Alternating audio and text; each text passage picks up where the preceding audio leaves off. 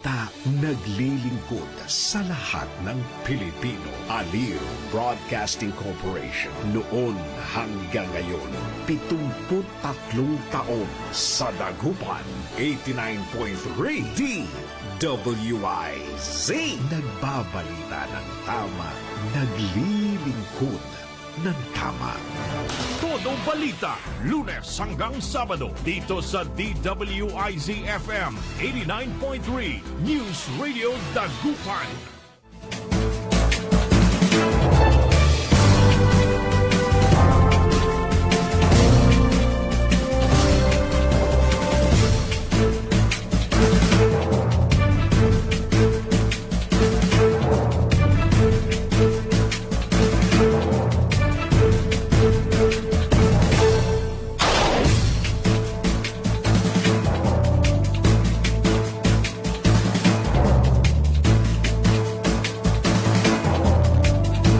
Isang napakagandang umaga ng ating pagbati. Good morning, good morning, good morning, good morning, good morning, good morning, good morning.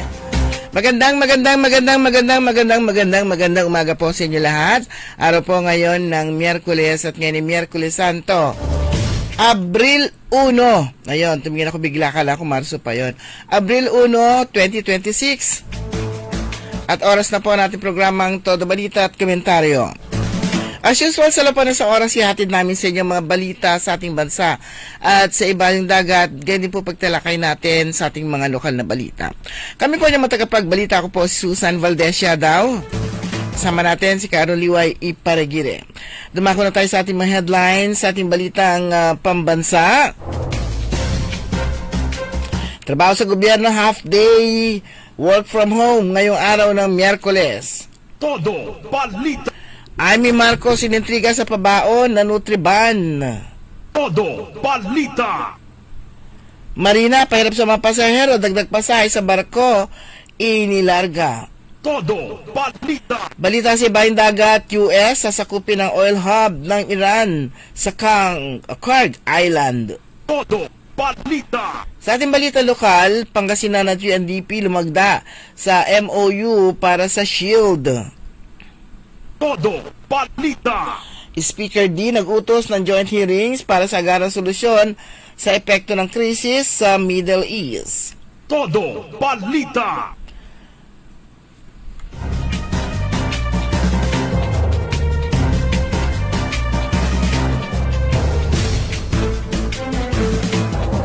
Sa ating balita sports, bawi na ng girl. Iya Laure babalikwas sa susunod na conference. Todo Balita. At ngayon sa detalye ng ating mga balita.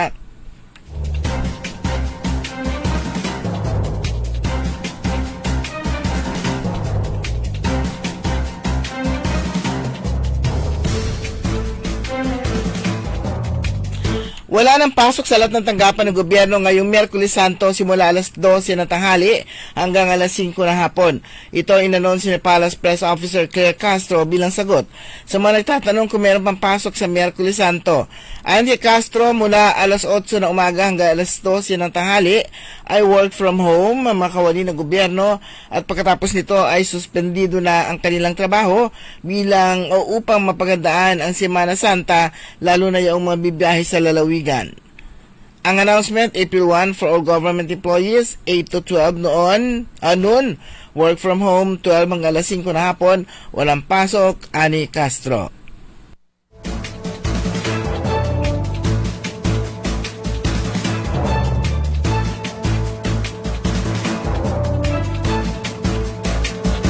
Iniutos ng Department of Public Works and Highways ang pansamantalang pagpapatigil ng lahat ng mga construction workers o construction projects sa buong bansa upang bigyan daan ng dagsa ng pasahero ngayong Semana Santa. Sa isang joint press conference sa Camp Crame kahapon, Martes, March 31, kinumpirma ni DPWH Secretary Vince Dizon na suspendido ang matrabaho sa kalsada at magpapatuloy na lamang sa Abril 6. Binigyan din niya na kailangan maging tuloy-tuloy ang daloy ng trapiko para sa mga motorista. Bukod sa pagpapaluwag ng trapiko, ipinaliwanag ni Dizon na ang hakbang na ito ay bahagi rin ng estratehiya ng pamahalaan upang mabawasan ang konsumo ng krudo sa mga motorista. Ito ay bunsod na naranasang taas presyo sa petrolyo at kakulangan sa supply dahil sa nagpapatuloy na tensyon sa Middle East.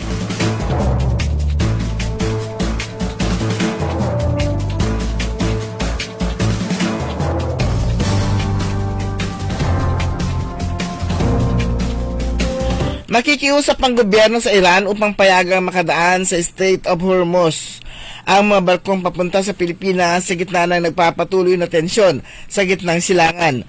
Ang kay Plus Press Officer Attorney Claire Castro, nagpulong kahapon ang Uninterrupted Power, Logistics and Fuel for Total Recovery Committee sa Malacanang at inatasan ni Pangulong Ferdinand Bongbong Marcos Jr.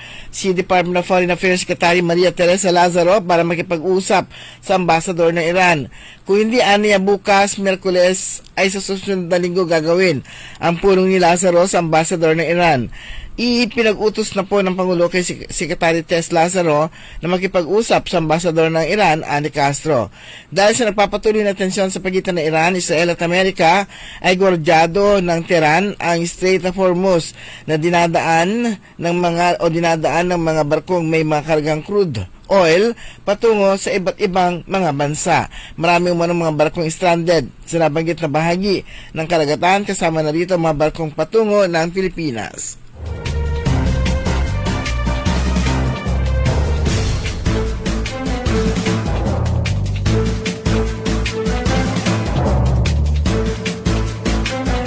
Muling nagpaalala ang GCash sa publiko na maging mapagmatsyag at maingat upang maprotekta ng sarili laban sa dumaraming banta ng online scam at fraud ngayong Semana Santa. Ayon sa GCash, kasabay ng pagdami ng online users ay ang pagtaas din ng may scam na nananamantala sa kahinaan ng mga individual. Kabilang ang mga may kaugnayan sa government subsidy payouts tulad ng fuel subsidy program ng LTFRB at Department of Social Welfare and Development. Nagbabalang kumpanya laban sa mga peking mensahe na nagpapanggap na mula sa DSWD o iba pang ahensya ng gobyerno na nag-aalok ng e-fuel voucher. Karaniwang hinihikayat ang mga user na mag-click ng link na magdadala sa kanila sa phishing website. Nilinaw ng DSWD na hindi sila nagpapadala ng ayuda sa pamamagitan ng unsolicited text messages na may clickable links. Pinayuhan din ang publiko na maging maingat sa mga spoof messages at kahina-hinalang links na maaaring matanggap sa pamamagitan ng SMS, email o messaging apps. Ayon sa GCash, hindi dapat mag-click ng links mula sa mga hindi kilalang pinagmulan, lalo na kung may alok na libreng benepisyo o kahina-hinalang promosyon. Bukod dito, binalaan din ang mga user laban sa paggamit ng unsecured public Wi-Fi network, partikular sa matataong lugar tulad ng mga paliparan, dahil maaaring gamitin ang mga ito upang makuha ang sensitibong impormasyon gaya ng login credentials at financial data. Iniulat din ng GCash na may mga spoofing attempts gamit ang peking Facebook pages at messenger accounts na nagpapanggap na opisyal na account ng kumpanya. Pinayon ng publiko na tiyaking may verified blue check mark ang mga account, i-report ang anumang kahina-hinalang profile at tandaan na ang tanging opisyal na page ng kumpanya ay ang GCash official lamang.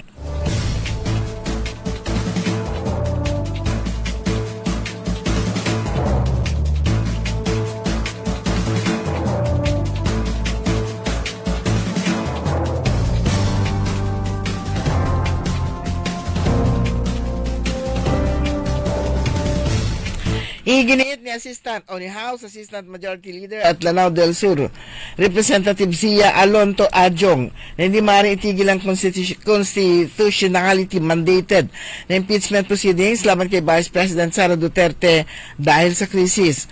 Ayon kay Adjong, miyembro ng House Committee on Justice, kaya ng Kamara ni Representantes na talakayin ang impeachment complaints laban kay Duterte habang tinututukan din ang mga kailangang panukala upang mabawasan ang epekto ng mataas na presyo ng produktong petrolyo.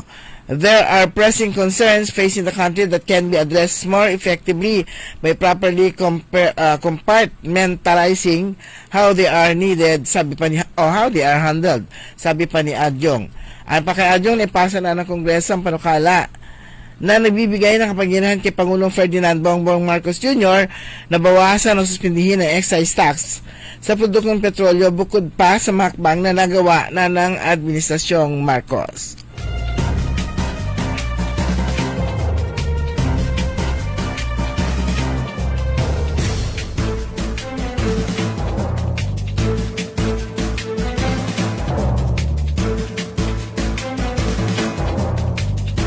Sa kabila ng inisyatiba ni Pangulong Ferdinand Bongbong Marcos Jr. na mapigil ang taspasahe sa mga pampublikong sasakyan o pambabawasan ang paghihirap ng mamamayan, inaasahang sisipa naman ang pamasahe sa barko, pati na rin ang cargo rates ng hanggang 30% matapos itaas ng Maritime Industry Authority ang 6 na fuel-related surcharges bunsod umano ng pagmamahal ng presyo na langis dala ng krisis sa gitnang silangan.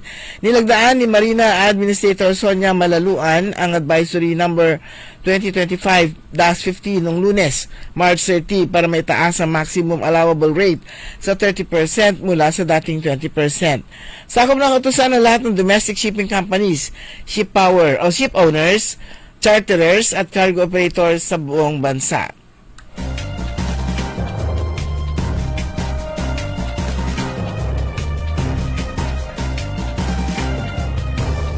Usap-usapan sa social media ang pamamahagi ng Nutriban sa mga pasahero sa bus terminal, pero ang nakaagaw ng pansin ay ang mukha ni Senator Amy Marcos.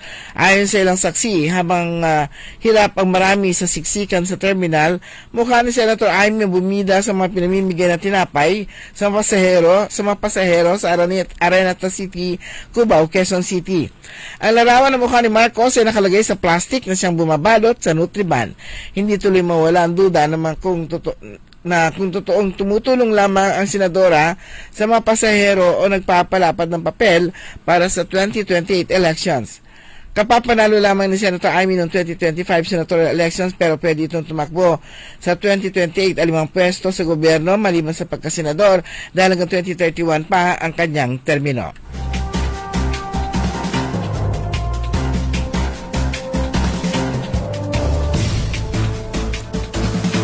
Ibinasura ng Makati Regional Trial Court ang hirit ng GMA Network Incorporated na harangin ang patakaran ng Securities and Exchange Commission na magtatakda ng term limits para sa mga independent director ng mga kumpanya.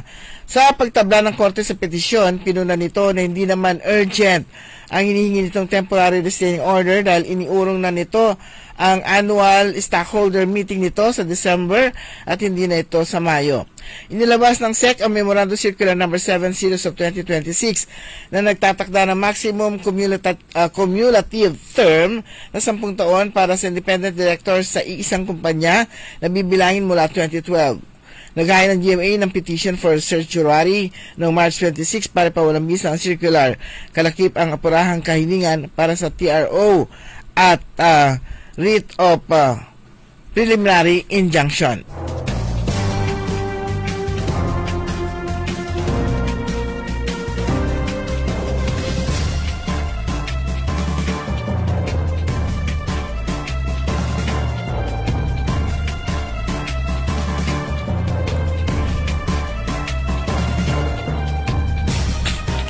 Sa ating balita sa Ibaling Dagat, muling inihayag ni US President Donald Trump ang posibilidad na sakupin ng puwersa ng Amerika ang Kurg Island ng Iran, ang pangunahing oil terminal nito sa Persian Gulf. Sa panayam sa Financial Times, sinabi ni Trump na kabilang ito sa mga opsyon ng US para mapilay ang Iran. Gayunman, para maisakatuparan nito ay kailangan anyang manatili sa isla ang tropa ng Amerika kung itutuloy niya ang hakbang. Ayon kay Trump, mahina ang depensa ng Iran sa isla kaya madali itong masasakop ng US. Samantala, nagbanta naman ang Iran na maglalagay sila ng mina sa Persian Gulf sakaling pasukin ng kanilang teritoryo.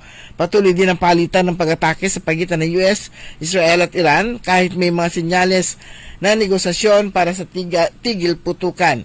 Inulat naman na pinayagan ng Iran ang pagdaan ng ilang oil tankers sa Strait of Hormuz habang patuloy na naapektuhan ang supply ng langis at gas pati na ang presyo ng pandaigdigang merkado.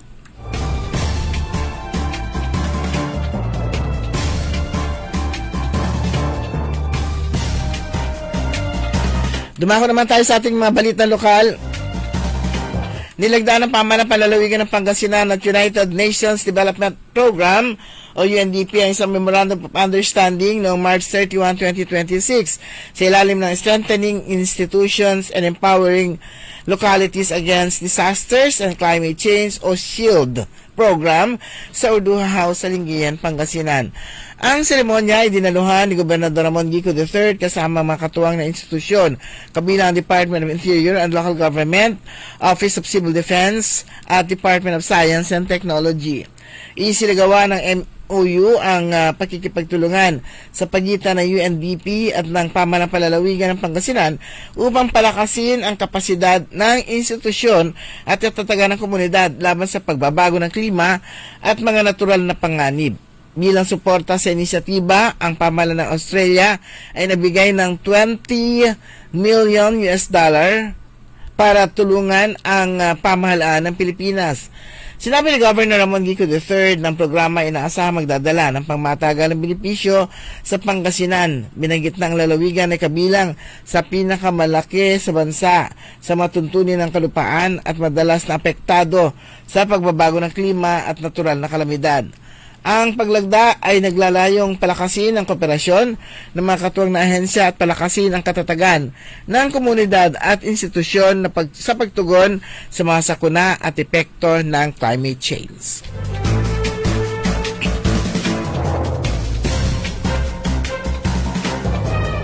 Nag-utos si Faustino Bodie D ng serya ng Joint Committee Hearings upang mapabilis ang koordinasyon ng pamahalaan at makabuo ng komprehensibong tugon sa lumalalang krisis sa Middle East.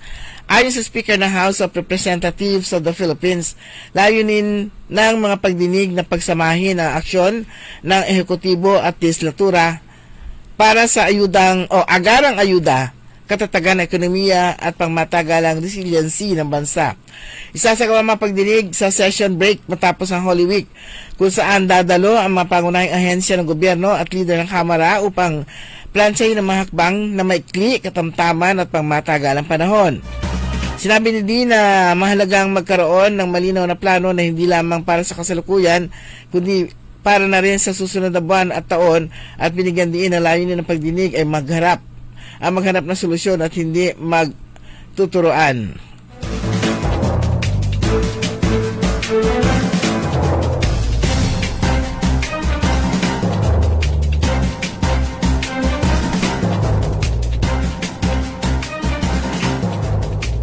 Sa bayan ng Bayangbang bilang bahagi ng Pistay Baloy 2026, nagningning ang mga chikiting na sa tanghalan ng Grand Coronation ng Little Mr. and Miss Bayangbang 2026 sa Balon Bayangbang Event Center kahapon, ika-30 ng Marso. O nung Lunes, ika-30 ng Marso. Sa 26 na kandidata ng kompetisyon, nagwagi bilang Little Mr. Bayangbang 2026 si Jandrix Keon, San Juan ng Barangay Zone 6 at Little Miss Bayangbang 2026 naman si Kai Astrid Miranda ng Barangay Zone 1 matapos ang huling rampa ng kompetisyon. Sa kanyang pambungad na mensahe ni Gandiin, Municipal Nutrition Officer Ms. Venus Bueno, ng pageant ay hindi lamang tungkol sa ganda o titulo kundi tungkol sa paglago ng karakter at paghahanda para sa kinabukasan. Ipinalitin naman ni Mayor Claire Judith Pilis Jose Kiambao ang kanyang mensahe sa mga batang kalahok bilang heartbeat ng bayan.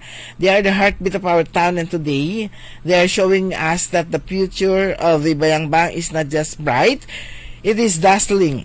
Dagdag pa niya, isang kinabukasan na puno ng talento, pangarap at pag-asa ang naghihintay sa kanila.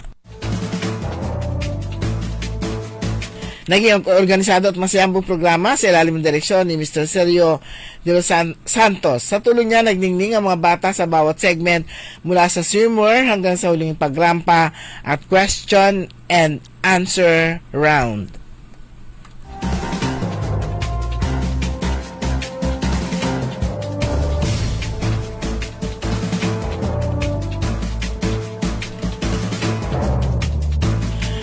Sa bayan pa rin ng Bayambang, bilang pagpupugay sa sipag, tiyaga at sakripisyo ng mga magsasaka sa bayan, naging sentro ng pagkilala at pasasalamat ang Farmers Day Celebration, kung saan tampok ang handog na 10 litrong gasolina para sa 1,000 magsasaka mula kay Mayor Ningning Sequiambao bilang dagdag suporta sa kanilang araw-araw na paghahanap buhay na ginanap sa Balon Bayambang Event Center noong 30 ng Marso.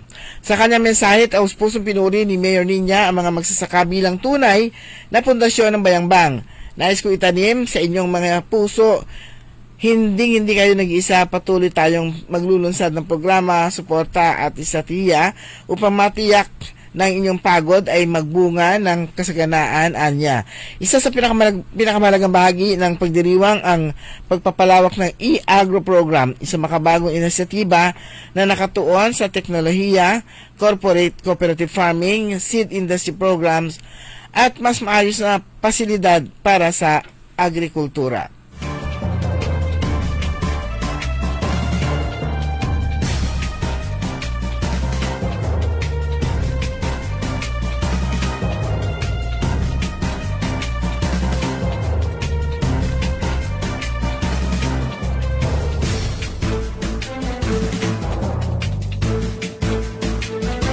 Sa ating balitang sports, nakatuon sa tuloy-tuloy na pagbabalik sa pinakakompetitibo nitong kondisyon si Ea Laure na naghahangad na makabawi sa kanyang nakakadismayang kampanya sa paglalaro ng Chocomucho Flying Titans sa Premier Volleyball League All-Filipino Conference. Bagamat nanatili sa positibong pananaw, ang pagbabalik ni Laure ay sa liga ay mabilis na naging malaking pagsubok bunga ng pagkakaroon nito ng injury na pumigil sa kanyang inaasahang dala ng pag-asa para sa paglalaroan na bagong koponan.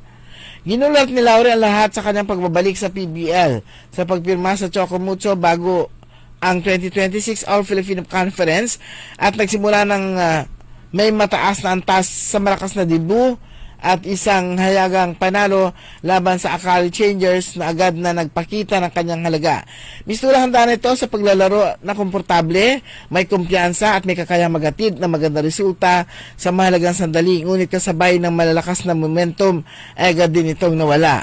Sa kanyang pangalawang laro pa lamang, lumala ang pananakit ng singit at siya ni Laure na kanyang naranasan bago pa man siya maglaro kasamang Alas Pilipinas sa ika-33rd Southeast Asian Games.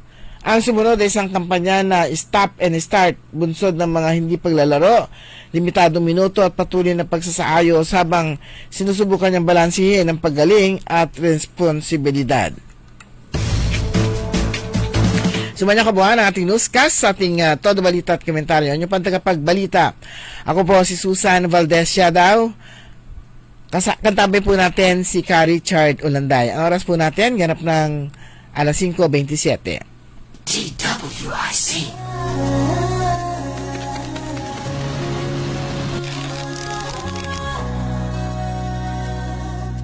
Hindi umuurong sa pagtulong, kawang gawa sa lahat sinusulong. PCSO, PCSO.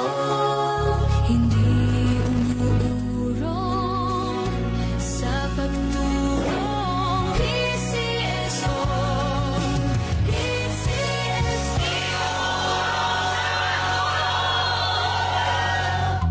Hoy mga suki, hanap nyo ba ay mga murang bilihin, malinis at sariwang pagkain sa pang-araw-araw at handaan tuwing may okasyon? May suggestion kami sa iyo. Tayo na sa Macador Market na kung saan inyong mabibili ang mga mura, sariwa, malinis at ligtas na bilihin tulad ng karne ng baboy at baka, manok, isda, gulay at iba-ibang sangkap sa pagkain.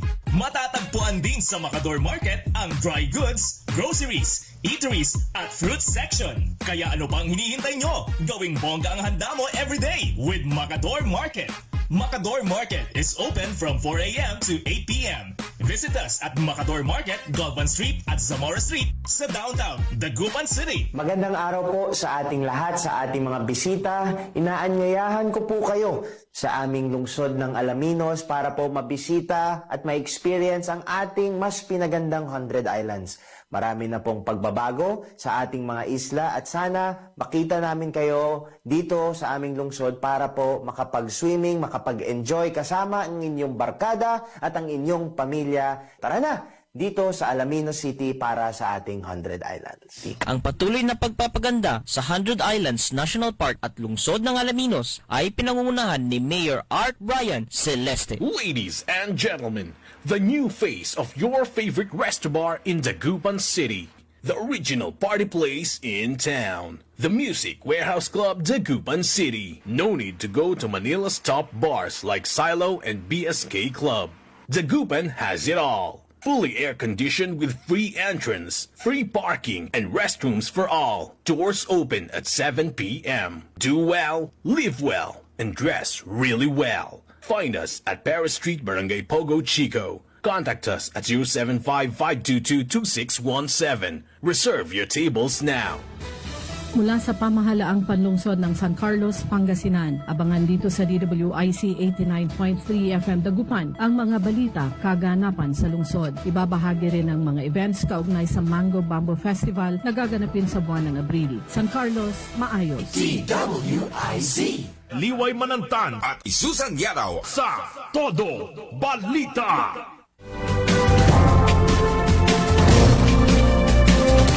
Oras, ganap ng alas 5:30. Welcome po sa ikalawang bahagi natin programang Todo Balita at Komentaryo.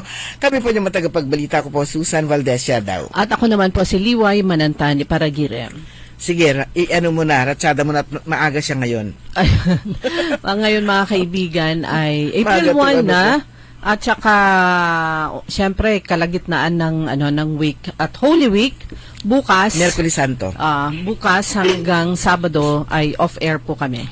Yan. Aliw Broadcasting Corporation sa lahat po ng stations ng DWIC. Sa mga trabaho sa gobyerno, work from home sila ngayong umaga hanggang alas 12. Kakatuwa nga yun eh. Work from home, tapos half day. Tapos half day lang sila. Nagtrabaho pa sila. Kasi marami siguro sila mga dapat na tapusin. Pero yun sa mga sa mga opisinang hindi na kailangang pwede. Pero yung mga opisina na kinakailangan yung kanilang presensya, nandun pa rin po sila. Ito yung mga opisina na nasa ilalim ng Disaster Risk Reduction and Management Council. Kapilitan, sila? Alert po sila on duty hanggang sa linggo. Poso sa waste management, lalo na yung sa health. Yeah, at saka yung emergency response. Kasama din yan pati mayor's office. Engineering, bahagi ng engineering. Ito yung ilan din mga kung bilangin nila marami rin out of 30 plus na mga 11 department, mga 13. 11 to 13 yung mga departamento na nasa ilalim ng DRRM na kapag yung mga holiday at saka pag ganito, sila po ay duty sila lahat. Habang ang iba naman ay nakabakasyon o kaya nagsasaya. Ayan. So, ngayong araw pa rin ay Miyerkules Santo. At meron tayo sa mga mahilig, yung iba namimili na talaga, karamihan binibili gulay, isda, yan. So, mga yan. Pero itong panahon na ito yung gustong-gusto natin ng talaba. Ayan. Ayan. Medyo hindi pa rin good news kasi hindi pa lifted yung red tide na advisory dyan po sa Bulinaw at saka Anda.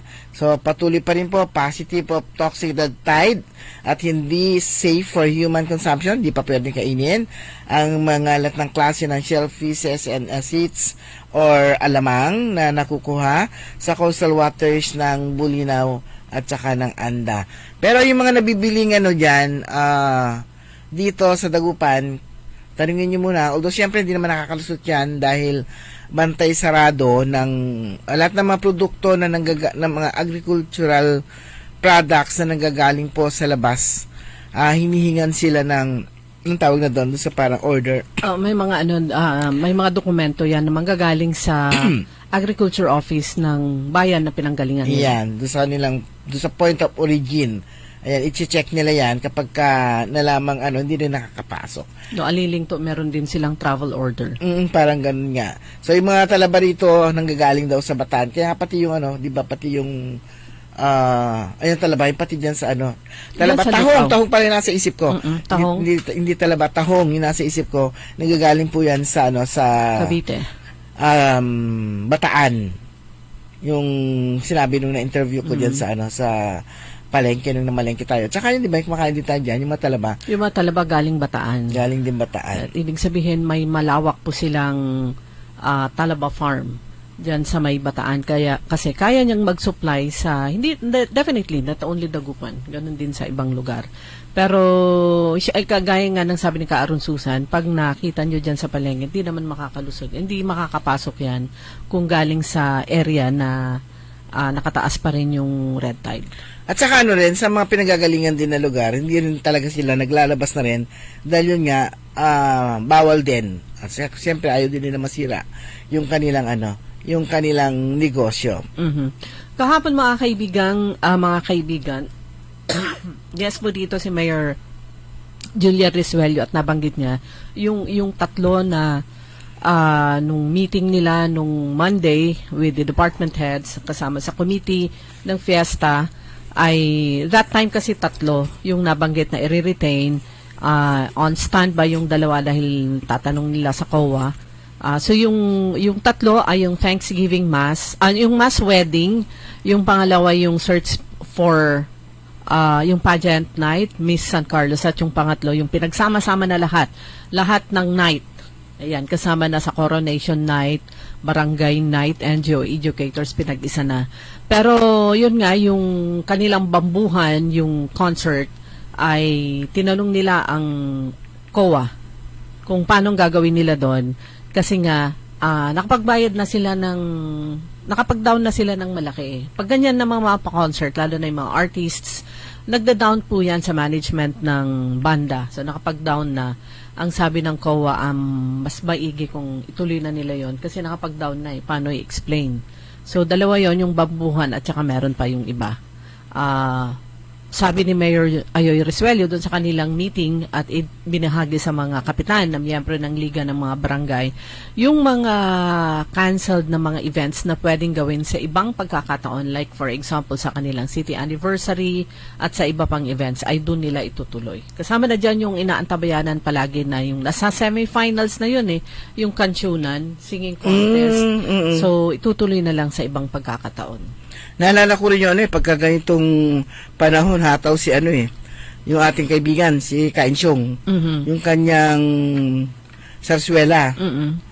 Medyo siguro affected din dahil sa halos lahat ay, yun nga yung atas nga ng DILG na huwag munang mag-event. Kaya yun lang yung lahat ng mga, lahat ng mga LGUs, pinag-aralan nito, so may mga event na hindi na pwedeng i-atras. So itutuloy na lang pero hindi na magarbo kundi simple na lang.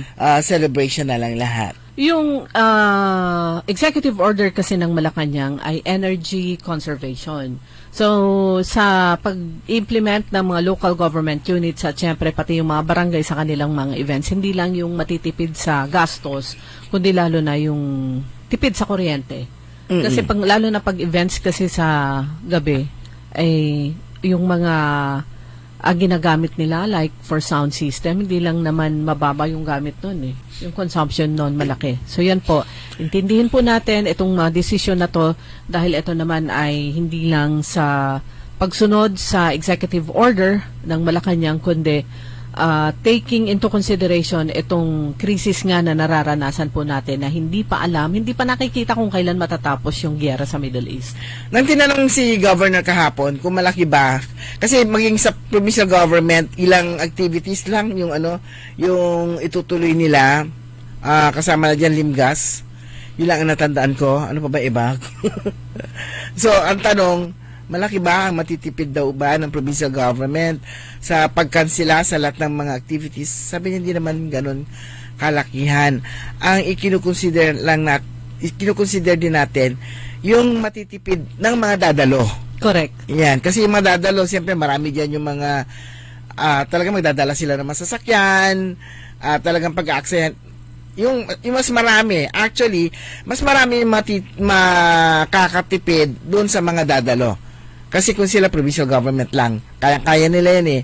Pero yung mga dadalo mismo, napakarami niyan at iba't ibang mga events, malaking gastos on the part ng mga mga makikisaya at saka makikilahok sa mga activities. Ang hirap po for local government units, hirap po nilang timbangin yan dahil yan nga, makakatipid yung mga dadalo, hindi na sila pupunta. Paano naman yung mga maliliit na vendors na kumikita kapag ganyang, nakakapagbenta sila pag ganyang mga events, ay yun nga, balanse pa rin dahil bagamat yung marami ang hindi lalabas o kaya pupunta, yung supposed to be pupunta sa mga big events, lalabas pa rin yan kahit papaano. A certain percentage ng Ako, hindi ba sabi ko, gusto kong mapuntahan yung yung street, ano tawag doon sa kainan? saan? Street food. Food street. Street food. Food street. Doon sa Lingayen. Kung wala na gaano activities, Andun pa rin naman siya. andun pa rin sila yung mga mamamasyal naman Oo. sa yung Maraming mga, namamasyal sa hapon eh. yung mga mamamasyal sa mga beaches. Lalo na ngayon dahil eto nga, na-report nga dito, passenger traffic has started to rise at a major bus terminal in Dagupan. Ito naman yung mga palabas. Yung inbound, marami din. So yung mga street food na dyan, lalo na yung dyan sa Lingayen, ay okay din lang sa kanila dahil maraming namamasyal. Plus yung mga umuwi na gusto nilang makita yung reflecting pool at saka yung fountain doon sa bandang likuran ng ng Capitol.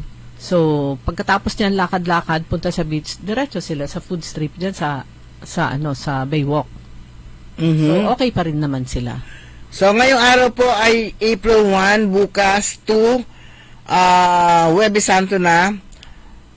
Merong libreng sakay. Maraming libreng sakay ng mga iba't ibang mga LGUs na nagbibigay ng libreng sakay. So, ang provincial government, alas 6 ng umaga sa libreng sakay, pick-up points, Urdaneta City sa Madjoha at saka sa Lingayen, dalawang biyahe to. Pick-up points, alas 6 ng umaga, Urdaneta City at saka Madjoha at saka sa Lingayen, sa Banaam Museum, papuntang Baguio City. Doon tayo? At saka 10:30 ng umaga, pick-up point naman, pabalik na to, Baguio City, drop-off points sa Urdaneta City at saka sa Lingayen. So, yung mga bababa ng ilan lang sa kanito, no? Mga yan, mga 45. Oo, yung Isang bus. Isang bus lang 45 to. to 50. Oh, yan, swerte na nila. Sana kung dalawang bus, ganito raw. Yan. Pero malaking gastos dito para sa provincial government. Oo. Itong na to, yung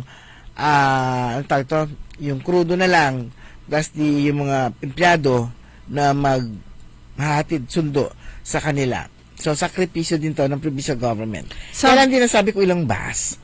Parang dalawa naman yata yung ginagamit. Ilang, pick-up points? Dalawa. Dalawang bus. Kaya nga, dalawa yung pick-up points. Sana dalawang pick-up points tapos 3 bus. Yan naman usually yung dalawang pick-up points. So, isang bus dun sa nasabing lugar. Sa bayan ng Rosales, na meron din sila kahapon at saka ngayon, yung rota ngayon, ayon sa LGU Rosales, ay Umingan City Hall papuntang SM Rosales Transport Terminal. So, yung schedule nila ay 10 a.m., 1 p.m., 4 p.m., at saka 7 p.m. Ngayong araw po yon. Susunod naman, mali yung nabasa ko. Yun yung oras na SM Rosales papuntang Umingan. So, yung mga dumating. So, SM Rosales Transport Terminal to Umingan, ang schedule ngayong umaga ay 10 a.m., 1 p.m., 4 p.m., tsaka 7 p.m.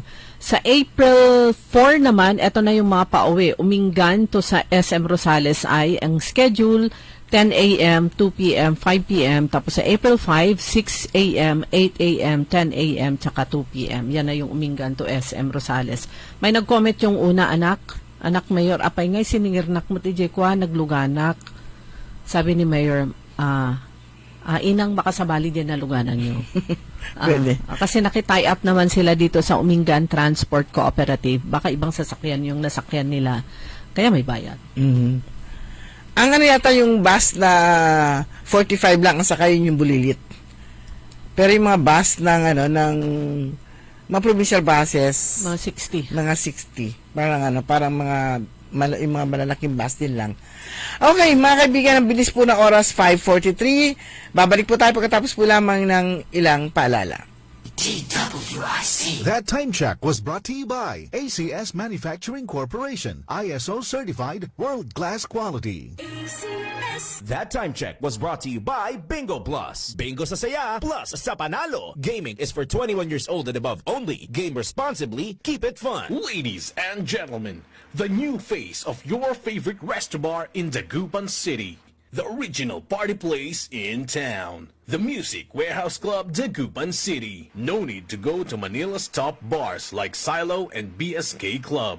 Dagupan has it all. Fully air-conditioned with free entrance, free parking, and restrooms for all. Doors open at 7 p.m. Do well, live well, and dress really well. Find us at Paris Street, Barangay Pogo Chico. Contact us at 075-522-2617. Reserve your tables now.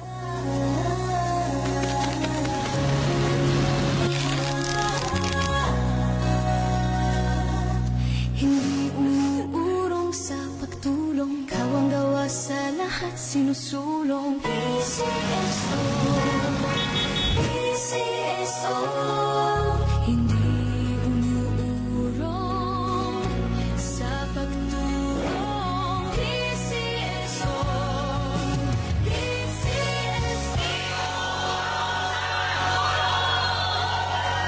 High blood, salot, milyong-milyong katao na ang namamatay sanhi nito.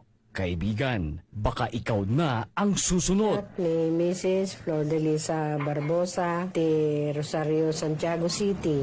Agtawenak ti 63. Manungatawan nga aglutluto ako, tada karinderyak. Mariknak agpipikal. Ti imimak iso nga nangagak ti radyo, dati agas nga pao di arko. Pinadas ko. Mayat mo ti epekto na. Duti food supplement nga napadpadasa ko. Awan ti epekto na. Dato'y pao di arko, idi nagtumarak, manungal daw lang. Han nga agpipikal ti imakon. Awisen kay nga mangpadas, tapno may katmat na gitarik-rik na inyo, saksakitin nyo. Kaya kaibigan, buhay mo'y ingatan. Mag-Aldrich Pau di Arco Herbal Capsule na para kalusugan mo ay garantisado. kaya sabay natin paghandaan ang kinabukasan. Sa Fortune Life, maaasahan mo tapat ako sa aking pangako. Para sa compulsory insurance coverage for agency-hired migrant workers, Fortune Life Insurance. Securing your tomorrow today. Hoy mga suki, hanap nyo ba ay mga murang bilihin, malinis at sariwang pagkain sa pang-araw-araw at handaan tuwing may okasyon? May suggestion kami sa iyo.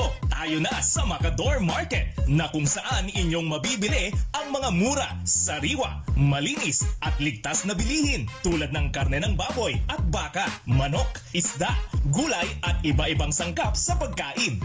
Matatagpuan din sa Macador Market ang dry goods, groceries, eateries at fruit section. Kaya ano pang hinihintay nyo? Gawing bongga ang handa mo everyday with Macador Market. Macador Market is open from 4 a.m. to 8 p.m. Visit us at Macador Market, Galvan Street at Zamora Street sa downtown Dagupan City. Dahil sa patuloy na pagtutok ng LGU Pangasinan sa kalusugan at nutrisyon ng mga Pangasinense, nagbunga ito ng positibong resulta kung saan nakuha ng Pangasinan ang may pinakabababang childhood stunting prevalence o ang pinakabababa sa pagkakantala ng paglaki ng mga bata sa buong bansa. Base sa pinakahuling report na Operation Timbang Plus noong March 25, 2026.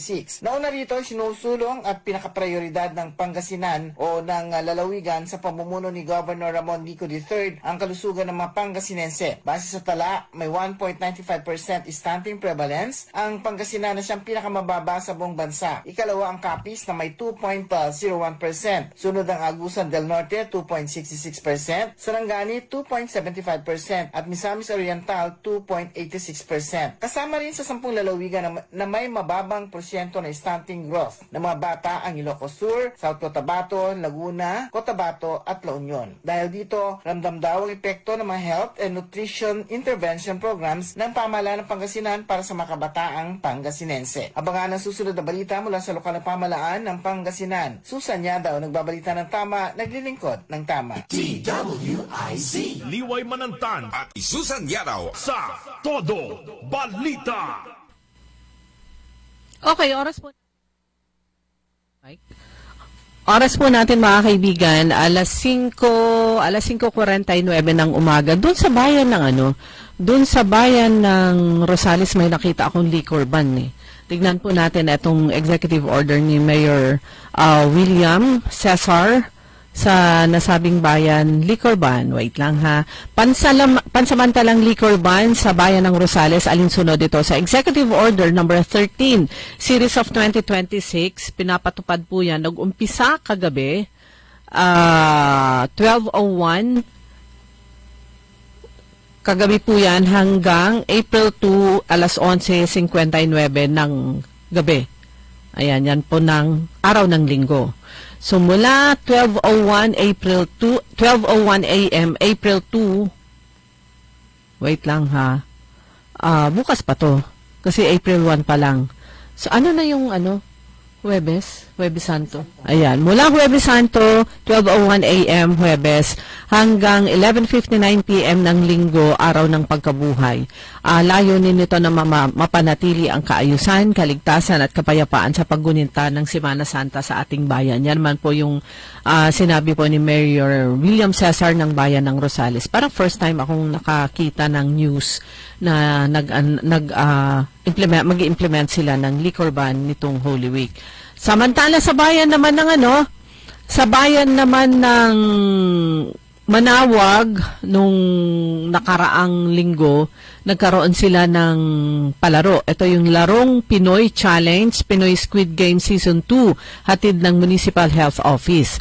Ayan, Beat the Heat, One Manawag Larong Pinoy Challenge, Pinoy Squid Game Season 2, kung saan pinagsama ang saya, pawis, tradisyon o tradisyonal na laro ng Pinoy para labanan ang matinding init ng panahon. Ayan, Beat the Heat, ano yung mga games nila?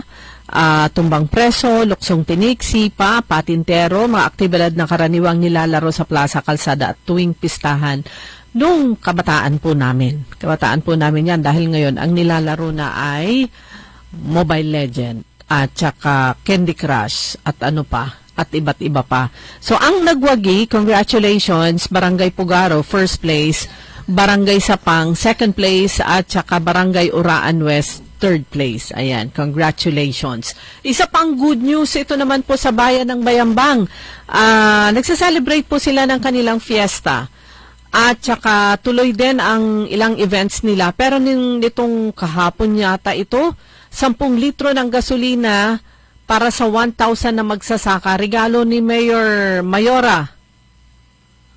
Saan ito? Wait lang ha, Bayambang, tama ba? Regalo ni Mayora. kasunod kasi noon ni yung nagsulat.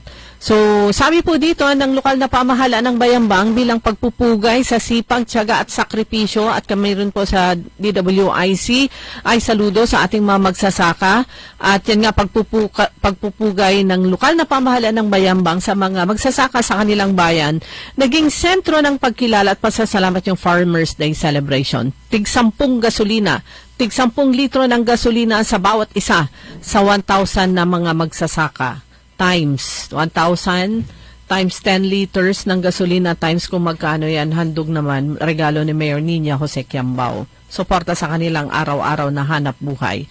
Pag 10 liters, mga magkano na yun? Gasolina. Gasolina, 97 yung unleaded. So, 970. Tapos ang ano niya, 100 plus yung ano. Oh, laking bagay po yun para sa mga magsasaka.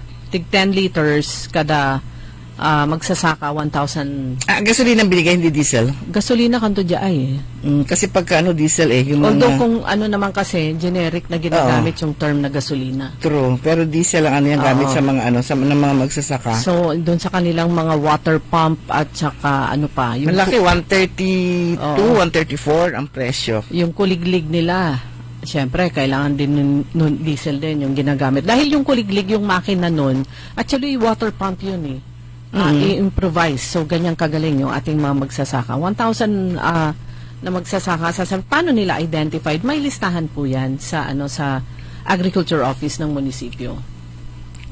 Kaya, ang laking bagay po. Nagbigay din sa doon sa araw ng mga magsasaka, Farmers Day Celebration, ang kanilang guest speaker ay si Agrarian Reform Secretary Conrad Estrella III. Ayan. Sa naman kung merong ipinagpaliban na mga activities sa Bulinaw, tuloy ang Mangantamo. Mangantamo. Ganun ang pag-pronounce nila sa Pag Mangantamo, Kapampangan yun. Mangantamo pagka Bulinaw. Oo, Mangantamo, hindi ko mahanap. Yung festival nila, ibig sabihin, para na meaning, Mangantamo, tsaka Mangantamo. Manganatamo. Kakain tayo. Gastronomic experience. Ito ay isang food fair. Food fair yan sa, ito yung dating na nila parang sa street, kumbaga sa yung tawag nito, parang food equivalent sa kapag ka merong street party. Yan, parang street party. Harap ko, hirap po hinahanap na kasi ito po ay soft opening nila ngayon. 4:00 ng hapon. In celebration of the Mangunguna Festival brought to you by Bulinaw Food and Beverages Owners Association. So, involved po yung mga food establishments. Pero expected ang mahigpit na traffic dyan sa Western Pangasinan pagka ganitong panahon. Hindi lang natin alam kung pareho pa rin yung traffic na mararanasan ngayon. Kasi dati di ba, Labrador pa lang talagang talagang traffic na yan hanggang Sual, hanggang Alaminos, hanggang doon makarating sila. Papunta sila lahat sa western part ng Pangasinan. Doon sa Alaminos, meron na rin silang, sa Bulinaw, nagawa na rin sila ng rerouting in and out ng Patar Beach. So, inaasahan din ang pagdagsa din ng matao din yan sa Patar Beach. So, may reminders, sundin nyo yung mga traffic signs and cooperate with the enforcers at all time. Expect possible delays daw during peak hours. So, i-plan ninyo ang trip nyo ahead. And keep your vehicles in good condition bago kayo magbiyahe. Yan. So, lahat ng mga vehicles papuntang Patar advised to follow designated alternate routes as directed. Meron traffic personnel on site. Meron din mga signages na install nila along key intersections for your guidance. Ayan, sa Bulinaw pa rin, merong road closure advisory. Suportado po yan ng Sangguniang Bayan Resolution number 2026-31. So, April 1 hanggang 30, araw-araw sarado ang mula 4 p.m. hanggang 12 midnight, yung ka-stretch ng kalsada mula sa Sangguniang Bayan Building hanggang Old Municipal Building. Actually, magkatabi to.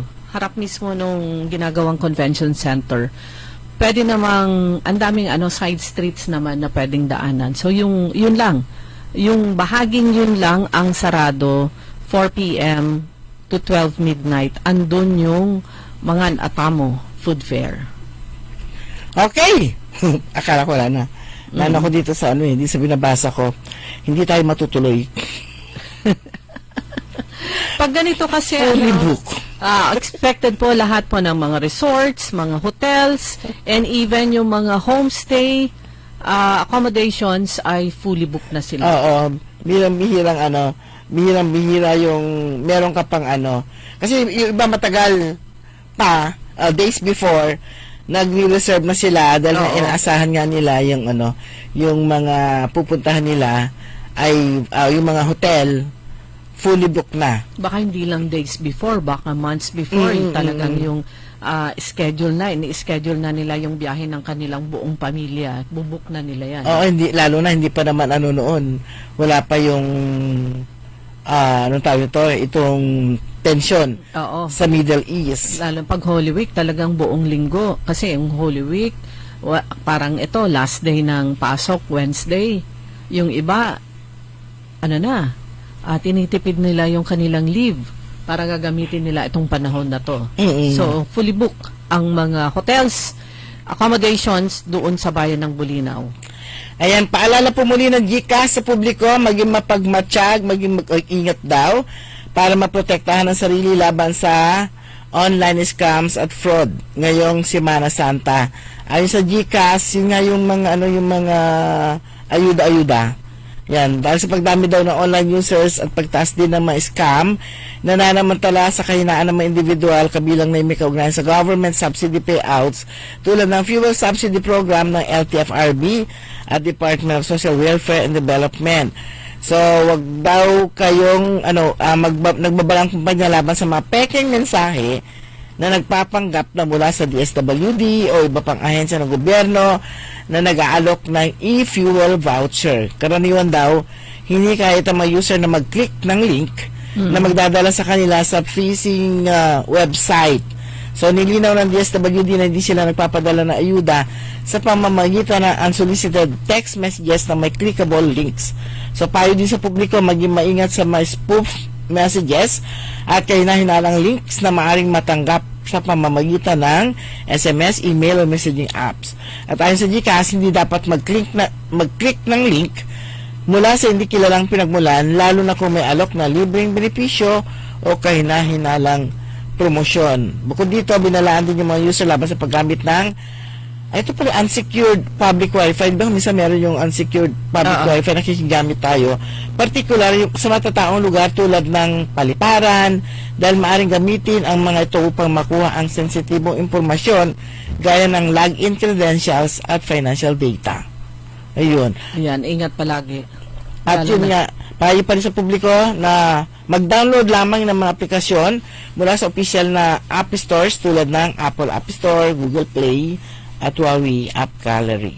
Okay, sa bayan po ng sa bayan ng Kalasyaw, meron ding po doon, ito yung inanunsyo naman ni Mayor Patrick Agustin Karamat na sabi niya dito sa gitna ng hirap na dala ng krisis ngayong Semana Santa, layunin nating pag-aanin ang mga pasanin ng mga magsasaka at tricycle drivers.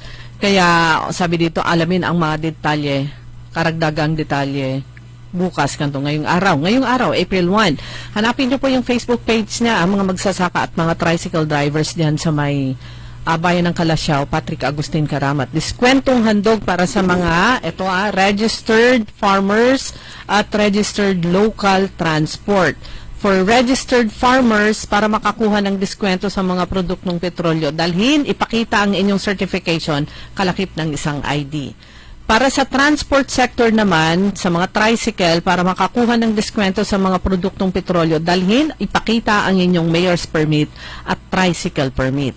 At saka ito yung kanilang partner fuel station, Centrum, Dapit Ilog,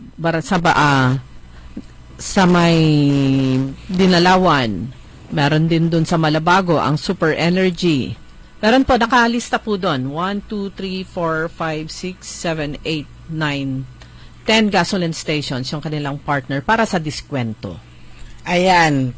Good morning muna kina Sofia Mamaril, Matias, si Sir Napco, Rafael Acosta Mangalyag, Ernesto Musada, Mirna, Kagawad Mirna Esteves, si Oscar Delormente, Romulo Espinoza, Cecilia Morante, Jaime, Joselia de Mateo, si Randy Manawis, Melvin Pelinta, Glory Sanchez Maramba, Roberto Nimer, Grace Matro, tsaka si Nanay Dading. At si Cora Aquino at Kuya Marjan sa Barangay Tubang. Mama Taen Tropa, tsaka si Kuya Benji Tan. Good morning. Good morning po sa inyong lahat. Wala tayong sapat na oras at sa lahat po ng masuki natin. Yan, yung lalong-lalo na sa mga namimili ngayon, sa mga nagbibiyahe ngayon, sa mga commuters, ay sa mga nagbibiyahe ngayon na naka-tune in po sa DWIC. Good morning. So wala na po tayong sapat na oras. Ang tabayan po ninyo ang susunod na programa, Early in the Morning. Hook up po tayo. Hook up tayo ngayon. At bukas, sa Lunes na po tayo muli magkakasama-sama sa ating programang Todo Balita at Komentaryo. Kami po niya nakasama sa technical side, si Richard Ulanday. Ako po si Liway Manantan Iparagire. Ako naman si Susan Valdesiado. Magandang umaga po. Sumainyo ang Todo Balita, Lunes hanggang Sabado, dito sa DWIZ-FM 89.3 News Radio Dagupan. Nagbabalita, nagliling